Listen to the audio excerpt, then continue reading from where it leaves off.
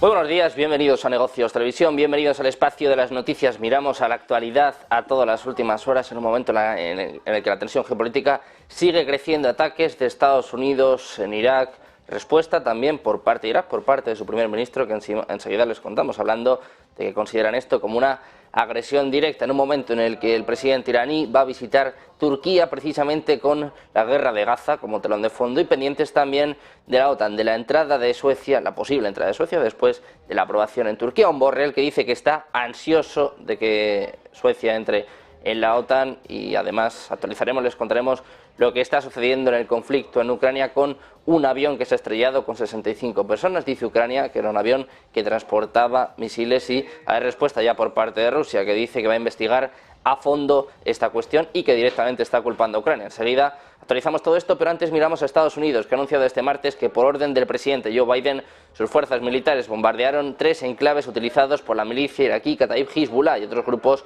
pro-iraníes en Irak. El Pentágono ha indicado en un comunicado que su acción necesaria y proporcionada se produce en respuesta directa a la serie de ataques cada vez mayor contra personal de Estados Unidos y de la coalición en Irak y Siria por parte de milicias apoyadas por Irán. El secretario estadounidense de Defensa, Lloyd Austin, ha agradecido en esta nota la profesionalidad con la que se ha planeado y ejecutado esta respuesta y los continuos esfuerzos de las tropas que luchan sobre el terreno junto a socios regionales para desmantelar al grupo Estado Islámico. Austin además ha advertido que ni él ni Biden van a dudar a la hora de tomar las medidas necesarias para defender sus intereses. El Comando Central del Ejército estadounidense ha informado este martes de que han destruido 2 misiles antibuque hutíes que apuntaban al sur del Mar Rojo y que estaban preparados para ser lanzados. En un comunicado dicen que las fuerzas de Estados Unidos han identificado los misiles en áreas de Yemen controladas por los hutíes y determinaron que presentaban una amenaza inminente para los buques mercantes y los barcos de la Armada estadounidense en la región. Es lo que apunta el CENTCOM en un mensaje a través de X. Después de la detección, las fuerzas estadounidenses atacaron y destruyeron los misiles, dicen, en defensa propia. Hablamos también del gobierno de Irak, que ha calificado de inaceptables los ataques de Estados Unidos contra milicias chiíes iraquíes en territorio del país árabe, y además ha advertido de que los va a abordar como actos de agresión y que va a tomar medidas para preservar la vida de los iraquíes. En un comunicado, el gobierno iraquí comentó los bombardeos de la pasada madrugada contra cuarteles generales de Kataib Hezbollah, que consideró un acto inaceptable que socava años de cooperación. Dice que además viola descaradamente la soberanía de Irak y que conduce a una escalada irresponsable. Dice que estos ataques contra posiciones militares iraquíes van a conducir a una escalada y que están además violando la soberanía del país. Es lo que ha dicho la oficina del primer ministro en un comunicado este mismo miércoles. Seguimos mirando más noticias y miramos ahora a Israel. El ejército israelí, que ha bombardeado este miércoles la principal ciudad en el sur de Gaza, Khan Yunis, además ha ordenado la evacuación de algunos sectores de esta urbe donde consideran que se esconden los dirigentes locales de Hamas. A pesar de existir negociaciones serias para establecer una tregua con el movimiento islamista, Israel sigue con su ofensiva contra esta ciudad, que anunció haber rodeado en la víspera. Testigos informaron de disparos desde helicópteros militares israelíes y la ONU ha reportado una intensificación de la violencia en Khan Yunis. Esta organización también indicó que las fuerzas israelíes ordenaron evacuar sectores de esta urbe donde viven cerca de 88.000 personas y cerca de 425.000 personas desplazadas por la guerra. El personal de la OMS ha lamentado este miércoles una situación catastrófica e indescriptible en los hospitales de esta ciudad.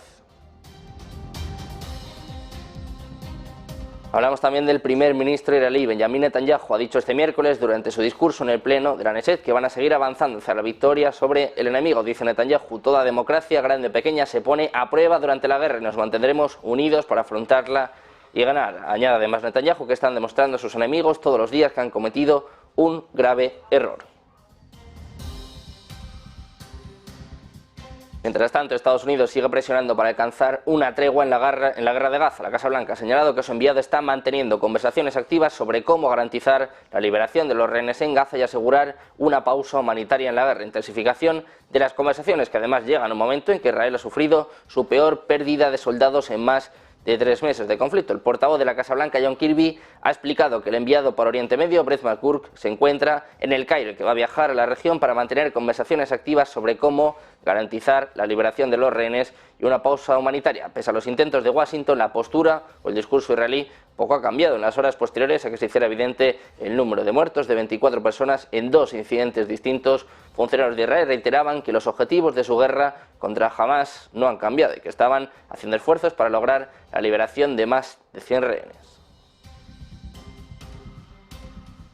Hablamos ahora de Irán, del presidente iraní Ebrahim Raisi, que va a viajar a Ankara para entrevistarse con su homólogo turco, con Recep Tayyip Erdogan, sobre la guerra en Gaza y cómo evitar que se extienda. La visita, anunciada y aplazada en 2 ocasiones, se produce en un contexto de crecientes tensiones en Oriente Próximo. Miramos de nuevo a Estados Unidos, que está instando a China a ayudar a frenar los ataques del Mar Rojo por parte de los hutíes. Según Financial Times, la presión diplomática sobre Beijing aún no ha dado resultados. La agencia Reuters también informa de que han pedido a China que inste a Teherán a frenar a los rebeldes hutíes alineados con Irán, que atacan barcos comerciales en el Mar Rojo. Sin embargo, dice que ha visto pocas señales de ayuda por parte de Kiev, según está informando Financial Times, citando funcionarios estadounidenses. Estados Unidos ha planteado repetidamente el asunto a altos funcionarios chinos en los últimos 3 meses, según apunta este informe. El asesor de Seguridad Nacional de la Casa Blanca, Jake Sullivan, y su adjunto John Feiner discutieron el tema en reuniones este mes en Washington con Liu Yanchao, el jefe del Departamento de Enlace Internacional del Partido de China, según dice el periódico. El secretario de Estados Unidos, Anthony Blinken, también planteó la cuestión a su homólogo chino, según este informe, y agregó que los funcionarios estadounidenses creen que hay poca evidencia de que China haya ejercido alguna presión sobre Irán para contener a los hutíes, más allá de una suave declaración que Beijing emitió la semana pasada. Miramos de nuevo a Estados Unidos y hablamos de Donald Trump, que amplió su amplia ventaja en la carrera por la nominación presidencial republicana a ganar las primarias de New Hampshire este martes. Sin embargo, no ha logrado sacar a su rival, a Nikki Haley, de la contienda por la Casa Blanca. Trump tenía el 55% de los votos contados, eso de las 11 hora local, mientras que Haley tenía solo el 43,5%. Como todavía hay votos por contar, el margen exacto de su victoria no se va a conocer hasta más tarde. La victoria de Trump se produce después de su aplastante victoria la semana pasada en Iowa, donde el expresidente obtuvo más del 50% de los votos. Es el primer no titular en la era moderna en ganar las 2 contiendas presidenciales republicanas en Iowa y en New Hampshire. Las victorias en los 2 primeros estados cruciales dan a Trump un impulso potencialmente imparable a medida que la campaña de nominación republicana se desplaza hacia el sur, lo que le encamina a una revancha en las elecciones generales de 2024 con Joe Biden. Miramos también a Europa. La Unión Europea ha impuesto un escudo económico para defenderse de China y Rusia. Va a reforzar el control en energía, chips, minerales críticos, computación cuántica y biotecnología. Prevé lanzar un nuevo fondo para apoyar tecnología de doble uso, tanto militar como civil.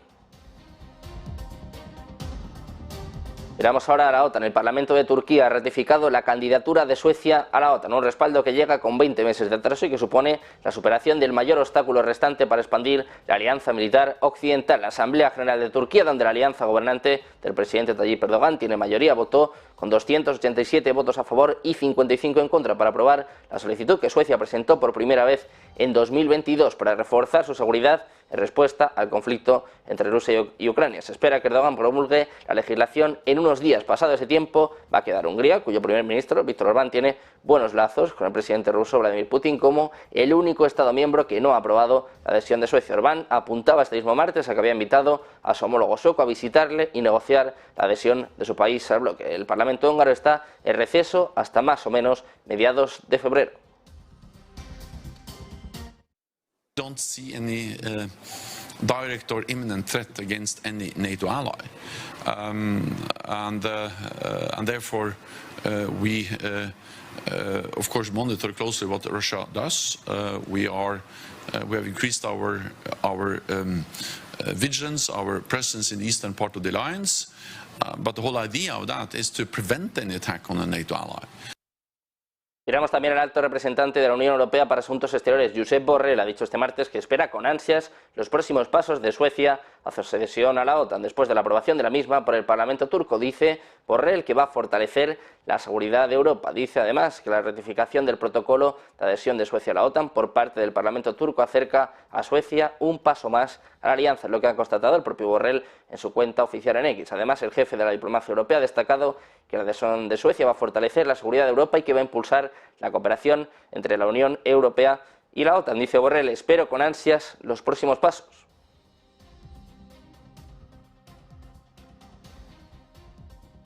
Miramos ahora a Rusia, donde el Ministerio de Defensa ha informado en Telegram de que un avión ruso de transporte militar 276 con 65 prisioneros ucranianos a bordo se ha estrellado hoy en la región fronteriza con Ucrania de Belgorod. La nota castrense precisa que el avión, en el que también viajaban 6 tripulantes y 3 militares rusos, transportaba a los prisioneros para su canje por soldados rusos retenidos por el ejército ucraniano.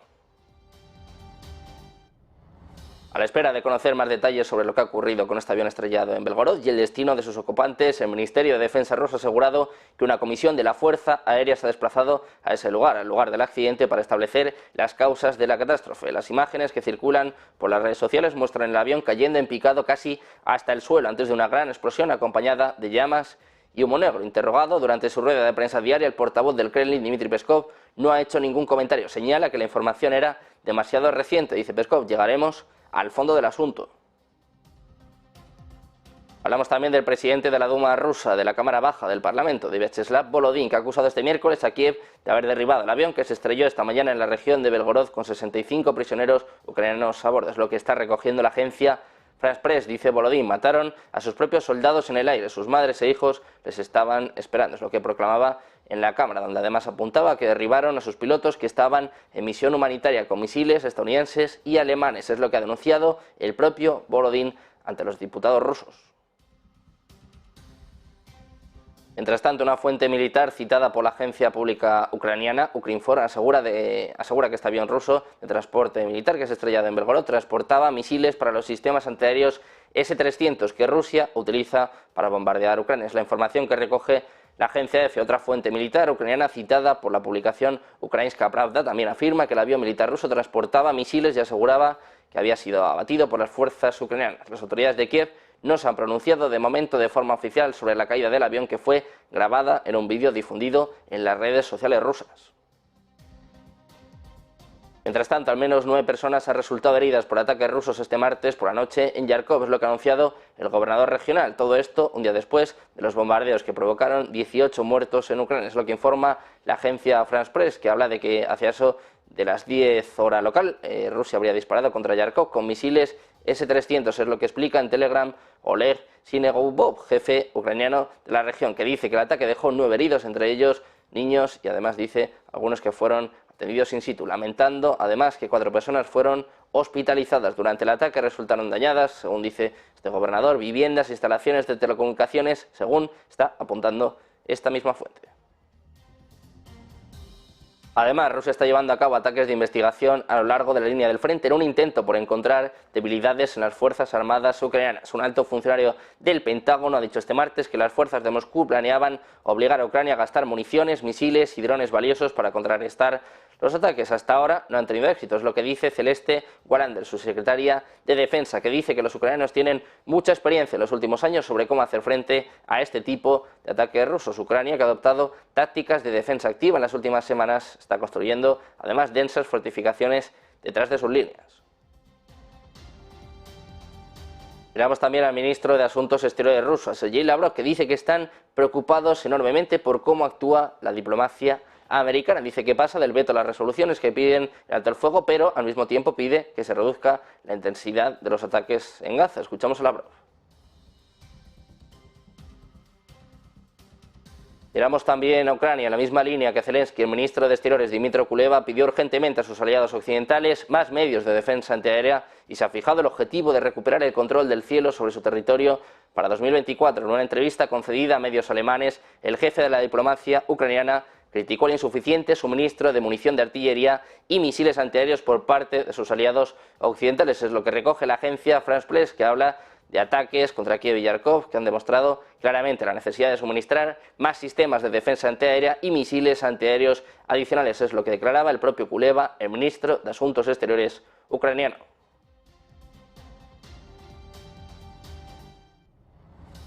Miramos también a Alemania, que donará por primera vez helicópteros militares a Ucrania. El ministro de Defensa, Boris Pistorius, ha dicho que se van a enviar 6 helicópteros Sea King a Kiev, junto con repuestos y capacitación para pilotos. Dice Pistorius que el Sea King es un helicóptero probado y fiable que ayudará a los ucranianos en muchas áreas. Dice desde reconocimiento sobre el Mar Negro hasta el transporte de soldados. Eso es lo que afirma el propio Pistorius, que dice que se trata del primer envío alemán de este tipo. A principios de este mes, el canciller Olaf Scholz dijo a Joe Biden que Berlín planea proporcionar unilateralmente a Ucrania más de 6.000 millones de dólares en ayuda en 2024.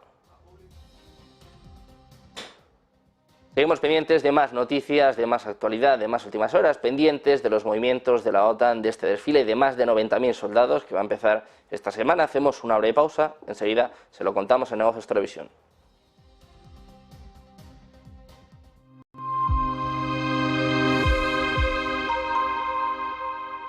nunca he invertido basándome en conocer con seguridad qué va a pasar en los siguientes 12 meses.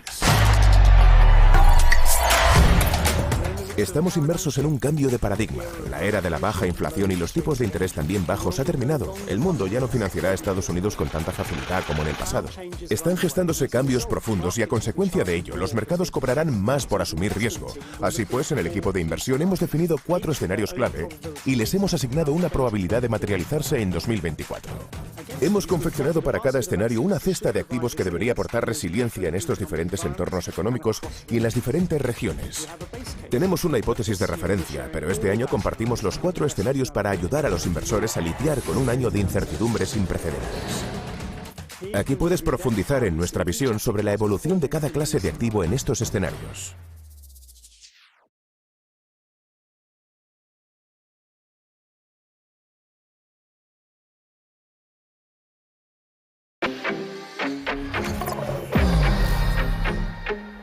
¿Quieres invertir en bolsa?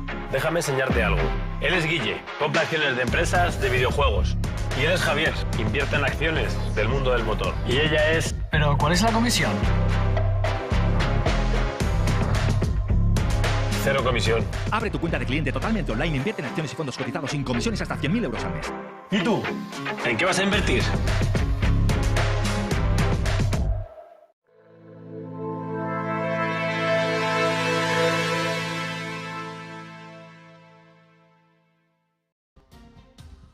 Ya estamos de vuelta en Negocios Televisión, pendientes de la última hora, de la actualidad que nos lleva a hablar, en este caso, de la OTAN, de este Steadfast Defender. Es el inicio de los mayores ejercicios de la OTAN en décadas, en concreto desde la Guerra Fría, un anuncio que precisamente comentaba ayer el propio secretario general, que comentaba ayer Jens Stoltenberg. Lo escuchamos. Pendientes también de Argentina, donde han pasado 6 semanas desde que Javier Milei asumió la presidencia en Argentina y desde entonces los precios de la gasolina se han duplicado, la inflación se ha disparado y el valor de la moneda nacional se ha desplomado. Milei había advertido que esa crisis era de esperar. Además, dice que arreglar décadas de problemas económicos requeriría primero pasar por más penurias, pero este miércoles muchos argentinos tienen previsto salir a las calles para demostrar que están hartos. Los mayores sindicatos de Argentina tienen previsto convocar un paro nacional que va a incluir a los trabajadores del transporte, la construcción, la salud, los servicios de alimentación, la energía y la banca, con el fin de protestar contra las medidas propuestas por Milei, con el argumento de que debilitarán las protecciones de los trabajadores y los pobres. Se espera que más de 100.000 personas participen en las manifestaciones en todo el país. Hablamos también de los BRICS, con un grupo de 15 diputados del bloque de Unión por la Patria que están pidiendo explicaciones al gobierno de Javier Milei. Le piden que explique y fundamente la decisión de retirar a Argentina del grupo de los BRICS, del que el país sudamericano había recibido una invitación para adherirse este pasado 1 de enero. La petición fue formulada en la Cámara Baja por el ex canciller del gobierno de Alberto Fernández, Santiago Cafiero, quien junto a sus pares alertan sobre el daño económico que esta decisión va a traer a las economías regionales al generar nuevas disputas con los principales socios comerciales del país. Dicen que este pedido de informe radica en la importancia de establecer si Argentina va a romper la tradición integracionista por prejuicios ideológicos o por otra decisión particular del gobierno nacional. En la solicitud piden que se presenten datos cualitativos y cuantitativos contemplando los valores económicos, políticos, estratégicos y culturales que fundamentan esta decisión. Además, se exige al gobierno que detalle si se ha realizado un análisis profundo de la conveniencia de retirar a Argentina del bloque. Seguimos mirando a los BRICS. Ahora nos fijamos en el ministro de Relaciones Exteriores de Nigeria, Yusuf Tugar, que ha manifestado que su país desea integrarse al grupo de economías emergentes de los BRICS. Es lo que destacan hoy varios medios de prensa. Además, el canciller ha expresado que esta nación de África Occidental aspira a ocupar un escaño en el Consejo de Seguridad de las Naciones Unidas, que debería, dicen, democratizarse más allá de los 5 miembros permanentes actuales. Las declaraciones fueron hechas al diario Financial Times, donde recalcó que Nigeria desea integrarse a este grupo de economías emergentes y países en desarrollo, fundado sobre vínculos históricos de amistad, solidaridad e intereses compartidos. Los BRICS, como saben, representan el 42% de la población del planeta y el 23% del PIB global, así como el 18% del comercio internacional. Hablamos también de China. Los reguladores de valores han pedido a algunos gestores de hedge funds que restrinjan las ventas en corto en sus mercados de futuros sobre índices bursátiles, según informa Reuters, que cita fuentes oficiales, la medida llega mientras las autoridades buscan estabilizar el desplome de las acciones. El índice CSI 300 llegó a caer a mínimos cercanos a 5 años esta semana, lo que provocó nuevos compromisos por parte del gobierno para estabilizar los mercados de capital. Según esas fuentes, los administradores de fondos han recibido llamadas de la Bolsa de Futuros Financieros de China, advirtiéndoles contra las ventas en corto imprudentes, especialmente las ventas en corto desnudas, que no se realizan con fines de cobertura. Miramos también a los mercados americanos. 3 jornadas consecutivas de rebasar sus propios máximos llevan al S&P 500 hasta las 4.864 unidades, mientras que el Dow Jones cayó 95 puntos, lo que viene a ser un 0,25%, y el Nasdaq también ganó, en este caso un 0,43%. Verizon pronosticó una fuerte ganancia anual y registró la mayor incorporación de suscriptores trimestrales en casi 2 años, mientras que Procter & Gamble subió después de que superara las expectativas de ganancias del segundo trimestre. Las acciones de 3M bajaron después de su pronóstico de ganancias anuales. Fijamos también en los semiconductores, en las ganancias del cuarto trimestre de ASML, que superaron las expectativas y mantienen las perspectivas sin cambios. La mayor empresa de tecnología de Europa por valor de mercado informó este miércoles de ventas y ganancias netas del cuarto trimestre mejores de lo esperado, ayudada por el auge de las ventas de equipos de fabricación de chips a China. El beneficio neto aumentó un 9% hasta los 2.000 millones de euros sobre unas ventas de 7.200 millones, superando las expectativas de los analistas de un beneficio neto de 1.870 millones de euros sobre unos ingresos de 6.900 millones según datos de LSG. La compañía registró fuertes pedidos de más de 9.000 millones de euros en el cuarto trimestre, más del triple de los niveles del tercer trimestre, pero eso sí, mantuvo su perspectiva de un crecimiento estable de las ventas en 2024. Hablamos también de Netflix, que registra la mayor ganancia de clientes desde el aumento durante la pandemia, después de incorporar 13,1 millones de clientes en el último trimestre. Eso sí, advierte el gigante del streaming que el crecimiento se desacelerará un poco para comenzar el nuevo año. Las acciones de Netflix subieron en After tras anunciar precisamente estos datos, sumando más clientes de lo que se esperaba, hasta un total de 260,8 millones de suscriptores de pago, un nuevo récord, mientras sigue creando su servicio con publicidad y toma medidas enérgicas contra el intercambio de contraseñas. Pendientes de más noticias, de más actualidad, pendientes, como siempre, de traer los mejores expertos, el mejor análisis. No se vayan porque enseguida comienza Ponte en Acción de la mano de Eva Villanueva.